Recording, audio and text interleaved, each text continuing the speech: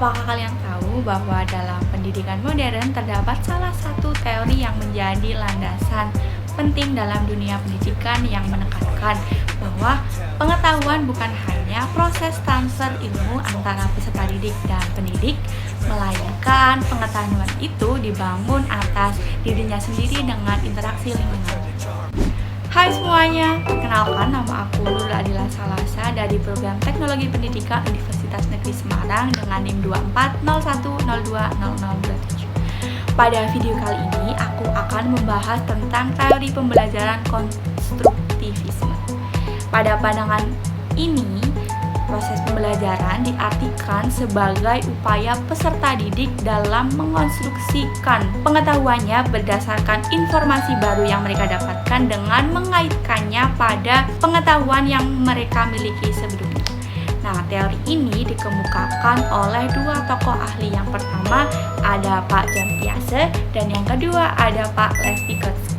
Menurut Pak Piaget, teori konstruktivisme menekankan bahwa pengetahuan didapatkan secara aktif oleh peserta didik melalui interaksi lingkungan mereka.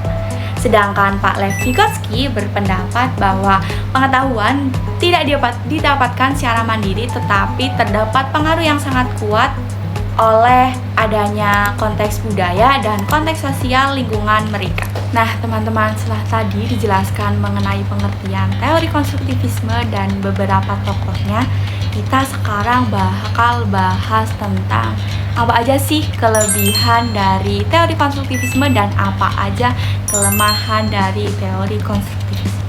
Jadi, menurut Nurhayati pada tahun 2024, teori konstruktivisme memiliki 4 kelebihan. Yang pertama yaitu tingginya motivasi pembelajaran siswa. Kita tahu sendiri bahwa teori konstruktivisme menjadikan siswa sebagai subjek aktif dalam pembelajaran dan guru menjadi fasilitator. Dalam konteks tersebut dapat dikatakan proses pembelajaran itu merupakan tanggung jawab bagi siswa tersebut. Nah, dari itu maka muncullah dorongan atau motivasi tinggi dalam pembelajaran di dalam diri siswa tersebut. Yang kedua, adanya berpikir kritis. Nah, teori konstruktivisme menekankan pentingnya aktivitas-aktivitas yang meningkatkan berpikir kritis dan reflektif. Nah, dalam konteks ini diharapkan siswa dapat meningkatkan kemampuan mereka untuk mengajukan pertanyaan-pertanyaan dan menjawab pertanyaan itu sendiri dalam proses pembelajaran. Dan yang ketiga yaitu adanya keterlibatan siswa berkelanjutan. Nah, diharapkan dalam proses pembelajaran ini siswa dapat berpartisipasi dari awal pembelajaran, yaitu mengamati, dan selanjutnya ada proses tanya jawab. Yang ketiga ada proses berkenalan, dan yang terakhir yaitu menciptakan atau mencoba. Dan yang keempat yaitu siswa dalam pembelajaran lebih aktif dan kreatif, di mana teori konstruktivisme menekankan dalam proses pembelajaran siswa tidak hanya menerima informasi dengan satu arah dari pendidik.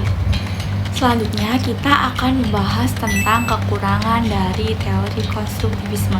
Menurut Suparlan, pada tahun 2019, teori konstruktivisme memiliki 4 kekurangan.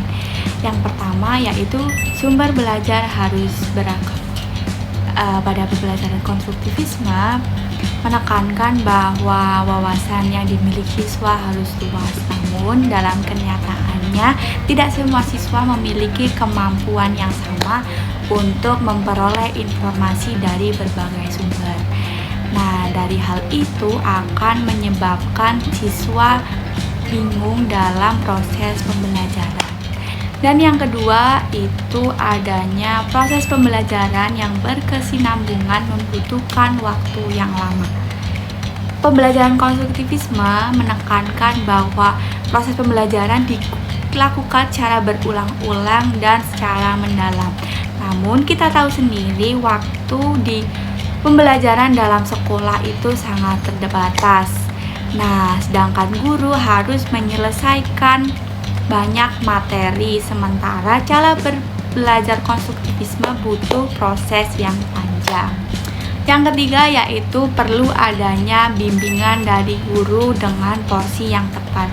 Dalam proses pembelajaran, guru diharapkan tetap memberikan bimbingan, namun tidak boleh memberikan arahan secara penuh karena akan menyebabkan siswa menjadi pasif dalam proses pembelajaran.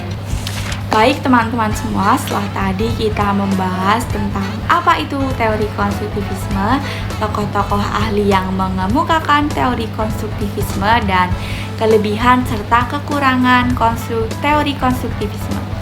Aku Asa, aku pamit.